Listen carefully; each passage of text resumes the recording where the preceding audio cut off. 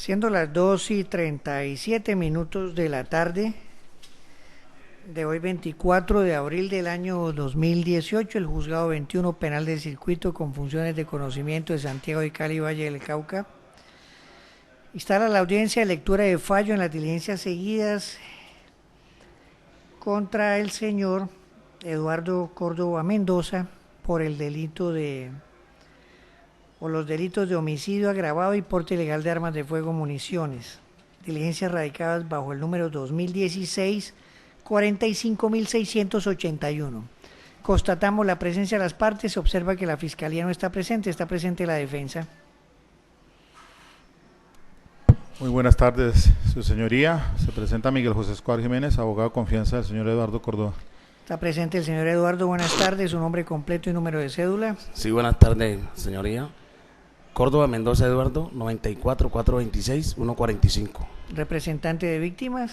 Buenas tardes, señor juez, Se le apagó. Buenas tardes, señor juez, y a todos los presentes. Mi nombre es John Jairo Martínez Ordóñez y me identifico con la cédula de ciudadanía 16 millones. ¿Sus datos han variado o no? ¿Son los mismos? No, son los mismos, señor juez. Represento a la señora Mónica Castellón Jiménez en su calidad de víctima. Bueno, vamos a hacer audiencia por lo siguiente. En primer lugar, el sentido del fallo fue absolutorio, lo que significa que no hay lugar a agotar los lineamientos del artículo 447. Si hubiera sido lo contrario, si hubiera sido condenatoria, sí se requería la presencia de la Fiscalía. En segundo lugar, esta fecha y hora, el día de hoy, la hora fue concertado en estrados en la audiencia anterior, que se celebró el 2 de febrero de este año. Se le preguntó a las partes si tenían algún inconveniente, la Fiscalía dijo que no y el señor defensor tampoco tenía problemas. Por eso se fijó. Ahora resulta que la fiscal no vino. Se les dijo claramente que no había excusa alguna.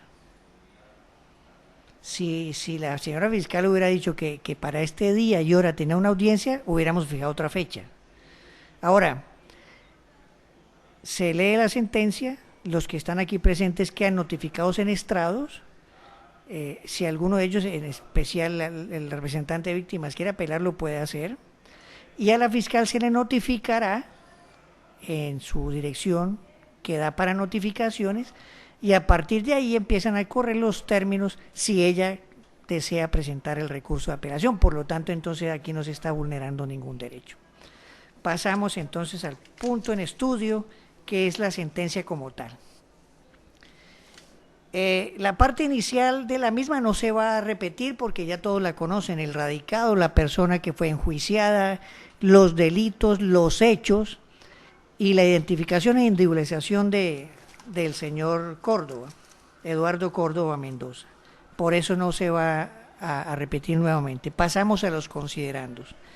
La Fiscalía, como se dijo en los alegatos de clausura, después de los alegatos en el sentido del fallo, no cumplió a cabalidad con su propuesta consignada en su teoría del caso, de probarle al juez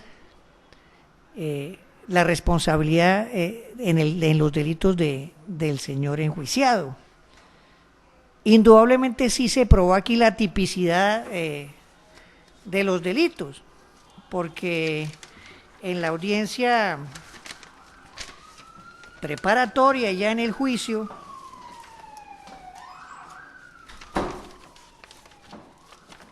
se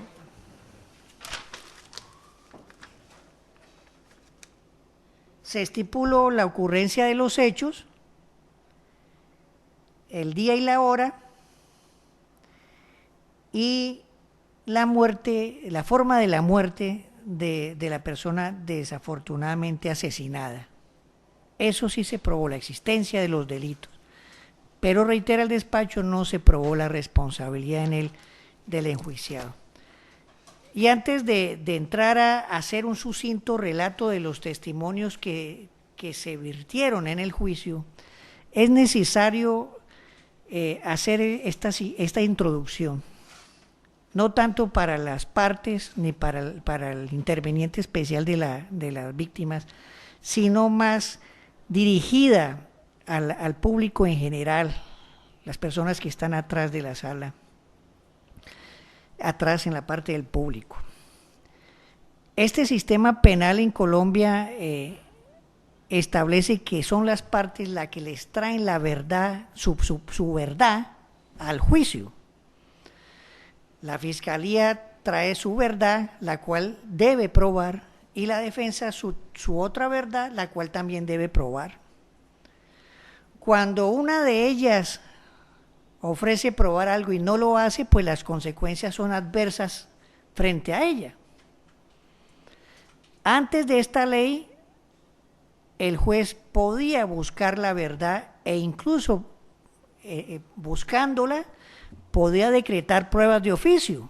Ahora no se puede porque, repito, las partes le traen la verdad al juez y mirarán cómo la prueban. El juez no está en el lugar de los hechos, el juez no vio lo que pasó. El juez en un juicio de narcotráfico no estuvo cuando se encontró la droga. El juez en un porte de armas no estuvo cuando cogieron la persona en flagrancia con un arma de fuego, no. El juez no estuvo cuando desafortunadamente a una persona le dieron muerte, no. Por eso el juez se atiene a lo que le prueban. Y si no le prueban, pues el juez mal puede dictar una sentencia, en el caso de la fiscalía, condenatoria. Eso es lo que la gente no entiende. Mucha gente no entiende eso porque puede que haya gente que haya estado en ese momento y vivenciado. Puede que haya pasado eso. O puede incluso gente que por los medios de comunicación o los periódicos haya leído, porque es que resulta que los periodistas ahora tergiversan todo. Si vemos los noticieros, ya los periodistas ya se hacen pasar de jueces y ellos mismos absuelven y condenan a la gente. Y ese no es el rol de esas personas. Como yo les explicaba en una audiencia de ayer a las partes, yo les decía, es más, yo ni como juez puedo dar un concepto de un colega mío de al lado porque yo no conozco el caso de mi colega, yo no conozco cómo se manejaron las pruebas. Entonces, mucho menos la gente puede pensar que leyendo un periódico o viendo un noticiero o esos programas famosos ahora que se llaman, por ejemplo, Séptimo Día, que llevan los testigos y ellos mismos dicen que son culpables o son inocentes. Ellos no son jueces. Y esta explicación es necesaria, porque la gente del común, cuando sus intereses no se ven colmados, cuando el juez toma una decisión en contra de lo que ellos piensan, pues el culpable es el juez. Y muchas veces lo que dicen es que el juez es corrupto. Pero hay que conocer para opinar, porque el que opina sin conocer está faltando a la verdad y está cometiendo un error de hacer falsos juicios de responsabilidades. Hay corrupción en donde hay seres humanos, sí. El despacho no niega y ustedes lo saben, hay militares corruptos, hay policías corruptos, hay jueces corruptos, pero la mayoría son lo contrario. Y por el hecho de que un juez o un policía o un militar o un ingeniero o un médico no cumplan con su labor, no quiere decir que todos sean corruptos. Esta es la labor didáctica que pretendo dejarles en sus mentes. Porque una cosa es la realidad de la vida y otra cosa es un proceso penal, sometido a muchas exigencias legales. Me perdona haber hecho esta introducción, pero últimamente la hago porque veo las injusticias que se cometen con apreciaciones dadas a la ligera. Descendíamos al caso en estudio. La Fiscalía trajo a juicio a varios testigos. Juan Pablo Victoria, por ejemplo,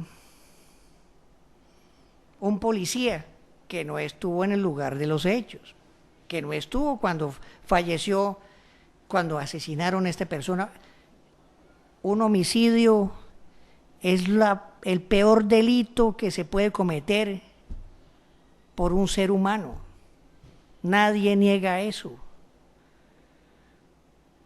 El daño que se causa, el dolor, es irresarcible. Este señor Juan Pablo Victoria, pues dice que ya estaba ahí como a las 7:37 y la llamaron de la central de radio, donde le informa que hay una persona lesionada con arma de fuego y que se escucharon unos disparos. Entonces llega él al lugar de los hechos, hay una aglomeración de personas que estaban alarmadas. Él con otras personas ingresaron a la residencia, encontraron en el tercer piso un ciudadano ya que estaba asesinado, había un lago de sangre, él estaba boca arriba. Y procedieron a realizar las labores de vecindario, dialogó con las personas que estaban en la residencia, entre ellas la esposa, que le narró a él lo que había pasado. Que el motivo por el cual capturaron al enjuiciado fue porque había habido en esos momentos una denuncia de la esposa, y donde ella lo señaló al enjuiciado, diciéndole que él había dado puerta al agresor, que eso significaba que lo sacó de la casa llamándolo hacia afuera, y que ella siempre manifestaba que él siempre se comunicaba, el enjuiciado, antes de ir, y que en ese momento llegó sin previo aviso. Agrega ella que el policía, porque los policías no pueden vertir en el juicio lo que las personas le dijeron. Las personas que hablan con los investigadores tienen que venir al juicio, y efectivamente la señora vino al juicio. Por eso entonces se va a tratar aquí en forma tangencial lo que le comentó la señora a él, porque él no es el indicado, sino la misma señora que, repito, vino al juicio. Dice el policía que el enjuiciado al momento de la captura estaba en la calle con la multitud a unos 6 metros frente a la casa, que su actitud era tranquila, estaba dialogando con los vecinos, él estaba ahí.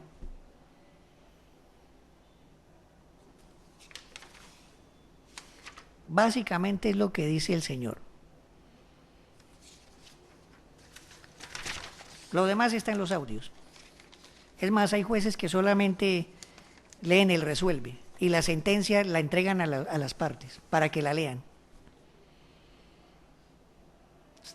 Se trae a juicio el señor John Jairo Quiñones Arboleda.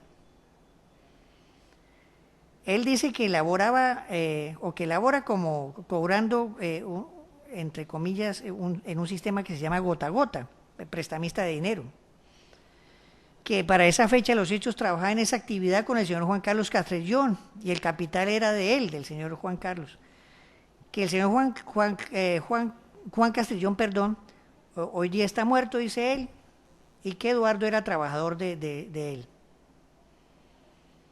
Él habla de una polémica, de unas peleas que tuvieron cuando entran a trabajar los sobrinos con el tío.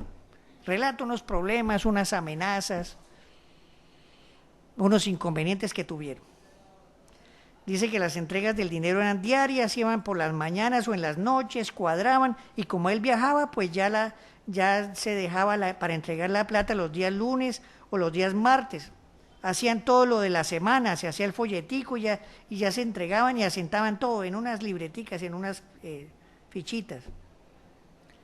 Dice que él ya conocía el sonido de las motos, que nomás llegaban o se escribían o se llamaban o llegaban ahí y tocaban y él les abría. Que cuando iba a hacer las entregas iba solo. Si tenían créditos para entregar y no tenían el suficiente dinero, entonces se veían para hacer efectivo el crédito. El señor Eduardo era el que más tiempo llevaba con él, aproximadamente como 2 años, pero llevaba más tiempo. Las entregas se hacían en la casa del señor Juan. Él tenía, dice, una cajita y guardaba el dinero. La entrega se hacía en el tercer piso, en la sala. Que el señor Juan siempre fue estricto con ellos, les enseñó a ser precavidos. que para el día de los hechos estaba citado por la entrega del dinero y llega como a las 7 7 más o menos a la casa, que queda en el barrio Tejares. Primero entregaba Eduardo, que tenía una cartera más pequeña que la suya, que cuando llega a la esquina se encuentra Eduardo y él le dice que mataron al jefe.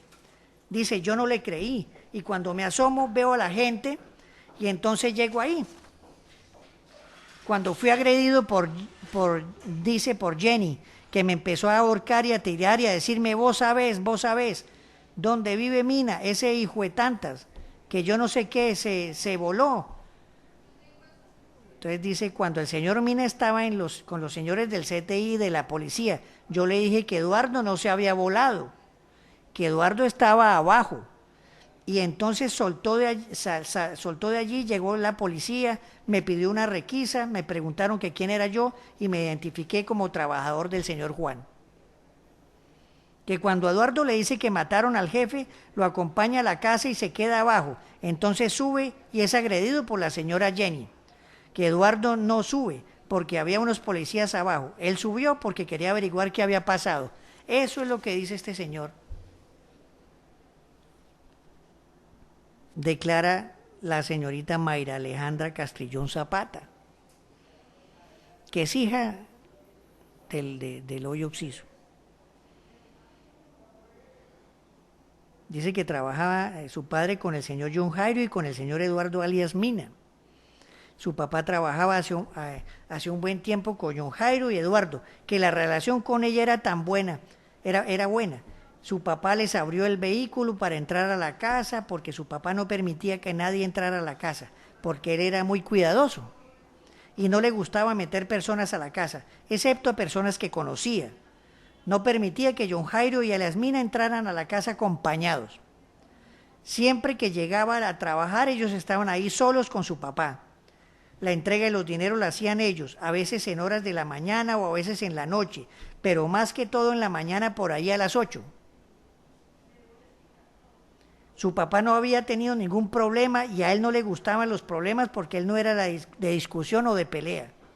Su papá le dijo que tenía un pequeño encontrón con Cristian, pero no le dijo que específicamente fuera una amenaza. Cristian es el sobrino de su papá.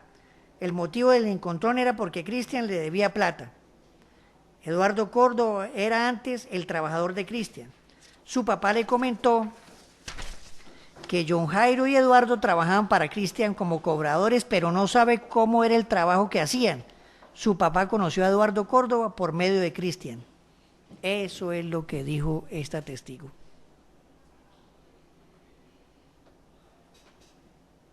Andrés Felipe Murillo Copete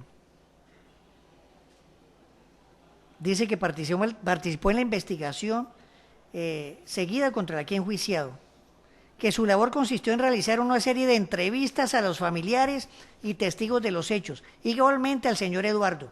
Solicitó la certificación sobre el permiso para porte de armas de fuego, realizó actividades de vecindario en el sector e inspección judicial al lugar de los hechos. Él no estuvo en el momento del deceso, del asesinato, no estuvo. Entrevistó a personas, como dijo anteriormente el despacho, las personas entrevistadas tienen que venir al juicio. Entonces, un testigo de estos, ¿qué puede aportar? Nada. Labores de vecindario, entrevistas. Dijo que sí ofició y que el enjuiciado no tenía permiso para porte de armas, que fue lo que dijimos al iniciar estos considerandos, que el delito de porte de armas, la tipicidad pudo haberse probado, más no la responsabilidad. Dice que hizo una inspección a la casa, describió cómo era la casa, 3 pisos.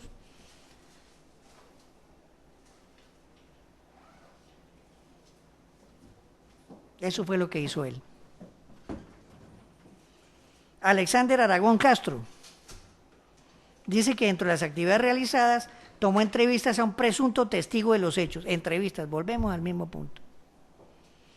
Labores de investigación en la estación de policía, donde supuestamente estaban unas personas que también eran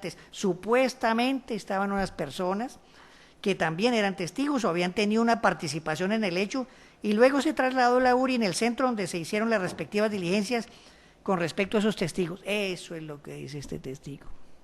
Palabras más, palabras menos. Ahora el testimonio de la señora Jenny Juliana Rodríguez Osorio, la esposa de Eloy Oxiso, que fue lo que originó la denuncia ahí verbal y la captura del enjuiciado. Dice que el 20 llegaron a Cali, él le dijo que iba a cuadrar con el señor Mina y con John. Él hizo una llamada de celular desde el carro al señor John y le dijo que lo esperaba por la mañana a las 7:20, ni un minuto más ni un minuto menos. A las 7 a.m. él se levantó, fue al baño, después de eso se iba a sentar a hablar conmigo, miró el celular, relata en forma particular cada paso. Miró el celular y en ese momento llegó el señor Mina en la moto, pitó, mi esposo se asomó por la ventana y me dijo, llegó Mina. Ella lo vio muy normal porque eso casi siempre ocurría, llegaba Mina y listo. Salió del cuarto donde estaban, que es en un segundo piso y al lado queda la puerta. Él abrió la puerta y lo saludó. ¿Qué hubo, mijo?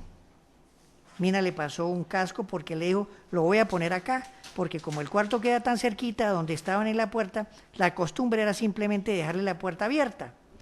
Mina entraba, Mina cerraba la puerta y se iban para el tercer piso. En el tercer piso ellos cuadraban.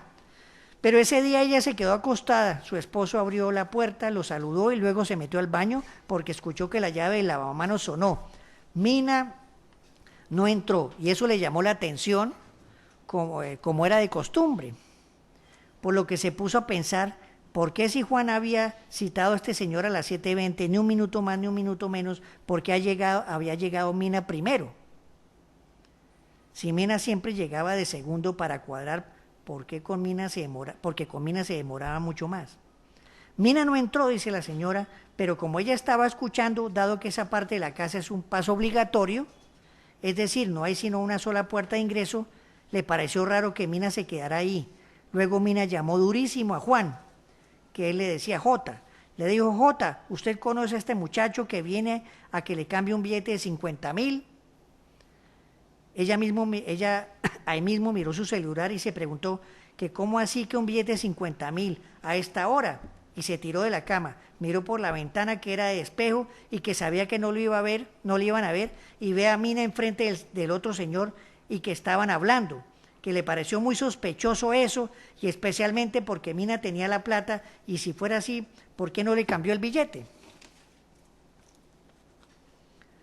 Por lo que se tira por encima de la cama para avisarle a Juan que había otro tipo ahí y que no se asomara, y en ese momento le hacen el primer disparo. Le dice que le hizo señas a Juan que entrara al cuarto donde ella estaba. Ella se quedó parada en la puerta del cuarto, le hizo señas de que entrara. Juan no entró, sino que siguió al tercer piso, subió corriendo y detrás se fue el otro tipo. Ella lo único que pudo hacer fue salir corriendo en auxilio de los niños que habían ahí, que no quería que los niños salieran también, que cuando sale el hijo de Juan también sale del cuarto. El tipo baja súper rápido y se encuentra con Gustavo, que es el hijo de Juan, y Gustavo se va persiguiendo a ese muchacho, que como estaba en son de auxiliar a los niños, subió al tercer piso a ver qué había pasado, pero ya Juan estaba muerto. Luego llegó la policía, le hicieron unas preguntas.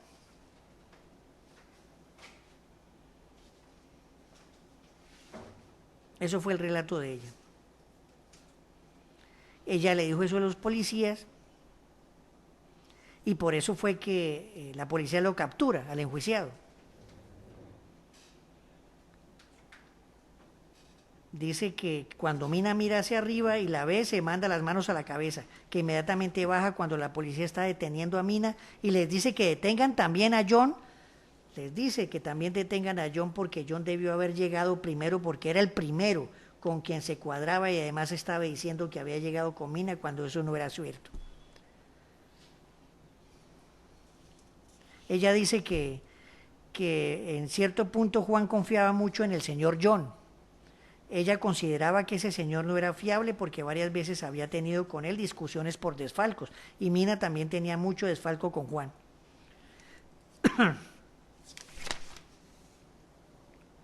Dice que cuando escucha el primer disparo estaba parada en la puerta porque le iba a avisar a Juan que había otro tipo ahí junto con Mina. Esa es reiteración de su relato.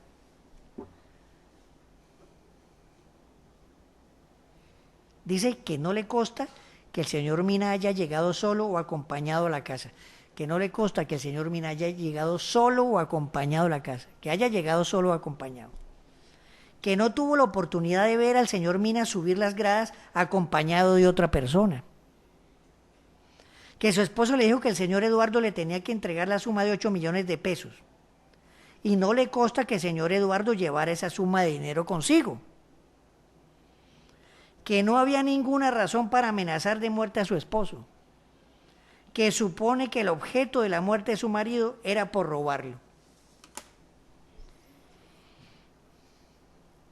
Ese es el testimonio de la señora.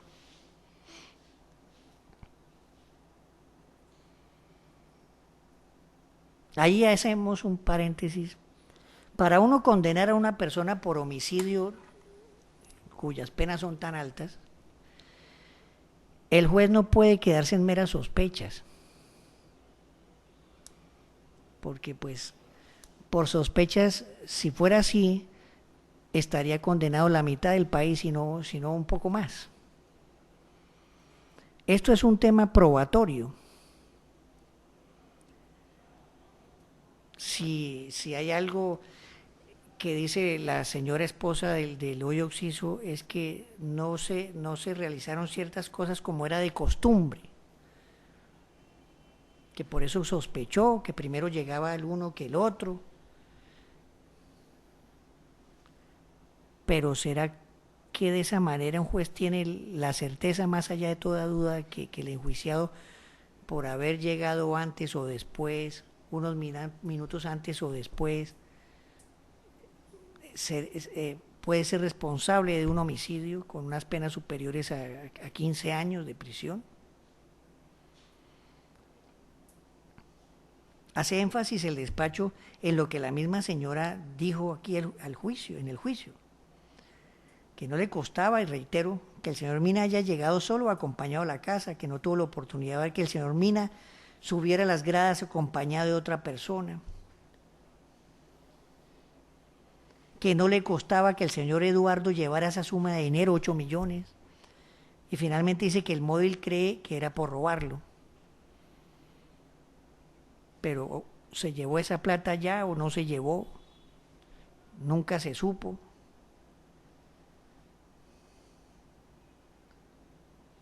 ¿Se puede capturar a una persona por sospechas? Todas esas preguntas le quedaron al juez. Todas. Declaración de María Cristina Mañosca Camacho. Dice que ella era planimetrista, pues fue al lugar de los hechos, hizo un plano, habló con la esposa, en dónde estaba ubicada la esposa, en dónde estaba el hijo, en dónde cayó la persona. Un plano.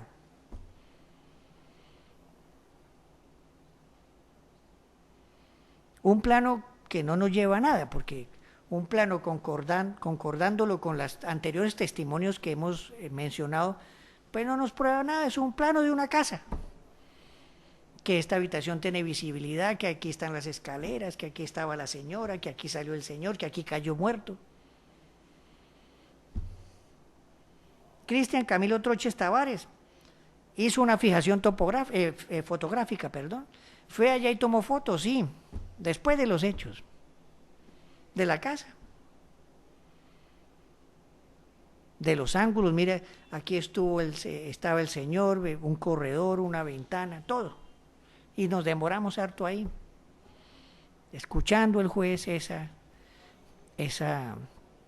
exposición, pero preguntándose internamente hacia dónde nos está conduciendo esto. Si como prueba sola no lleva a nada y las demás que se están practicando no nos están llevando a nada. Declaración de Gustavo Adolfo Castrillón Zapata. Él dice que él es el hijo del hoy Oxiso, que escuchó unos gritos, pero pensó que era su papá que había caído por la escalera o algo, porque también escuchó que se cayó algo. Al salir de la pieza vio salir a un sujeto afrodescendiente vestido de rojo con un jean y unas zapatillas blancas con un arma en la mano. Cuando lo vio se le abalanzó encima, forcejeó con él en el piso, pero el sujeto se puso de pie primero y le apuntó. Jaló el gatillo, pero no hubo disparo. Frente a ello, el sujeto sale a correr y salió en su persecución. Que en la persecución vio a Mina y este se quedó quieto, por lo que siguió corriendo solo hasta cierta parte de la ciudad de Cali, donde ya lo estaba esperando una moto. Cuando pasa esto, corre hacia el CAI de la policía, pero nadie le brindó apoyo. Por lo que corrió hasta su casa y le dijo a Mina, que ahí estaba, que le pasara las llaves de la moto y salió en la misma a buscar los sospechosos. Ahí estaba el enjuiciado y le pasó las llaves de la moto. Dice que se fue en la moto, pero no los encontró y por eso se devolvió. Que nunca había visto el agresor de su padre, nunca. Pero recuerda haber visto a esa persona un día que estaba recogiendo los dineros de su padre, ya que con su muerte no pudo seguir pagando su carrera. Esa parte que también generó algo de duda, y es que él dice que en una de las fotos alcanzó a reconocer al presunto asesino de su padre. Esa es otra duda que queda ahí sin resolver. Dijo que cuando él llegó empezó a llamar a las cuentas, era uno de los números de la persona que la persona que le contestó dijo que era familiar de uno de los trabajadores de su papá, lo que le parece raro porque su papá le había dicho que no le prestaba a los familiares de los trabajadores. Fíjense ese enredo y esas dudas, esas sospechas. Guardó, dice, el número y le mostraba una foto del sospechoso que mató a su papá. Eso nunca se pudo dilucidar por la fiscalía. Parece que le mostraron una foto de la persona que mató al papá. No sé como juez en qué paró todo eso. Lo que sí sé es que esa foto también nos genera muchas inquietudes. Si el hijo del hoy occiso habla de que una foto vio, habría que preguntarse qué pasó con eso. ¿En qué estado está eso? Que la fiscalía le mostró las fotos de los familiares del procesado, pero de ninguno de ellos las fotos de los familiares del procesado, pero ninguno de ellos pero que un señor le dijo que era el hermano,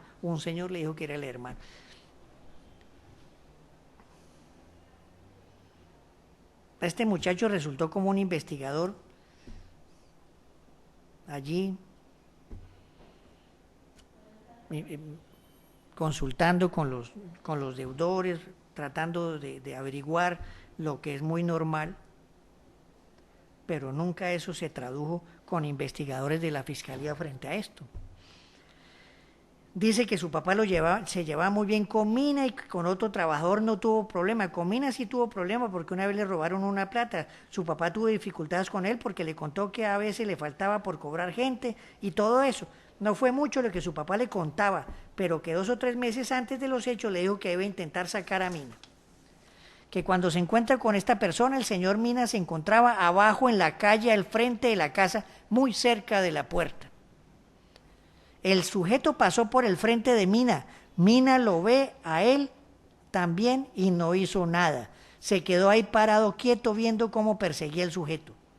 Mina no le ayudó en la persecución, solamente le pasó las llaves y se quedó quieto. No hizo nada en el momento. Mina tenía la moto a su lado, le pasó las llaves y se montó allí en la moto. Reitera que Mina estaba parado en el poste frente a su casa. No se había movido de ahí, estaba quieto, que no le menciona que haya llamado a la policía ni nada, solamente le pasó las llaves de la moto. Esos son todos los testigos.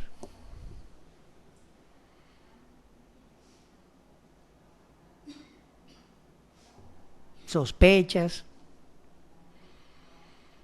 situaciones no normales, pero a veces otros testigos dicen eso, a veces se rendían cuentas por la mañana, otras veces en la noche, si es por la mañana a las 8, que el hoyo occiso era muy cuidadoso, muy receloso.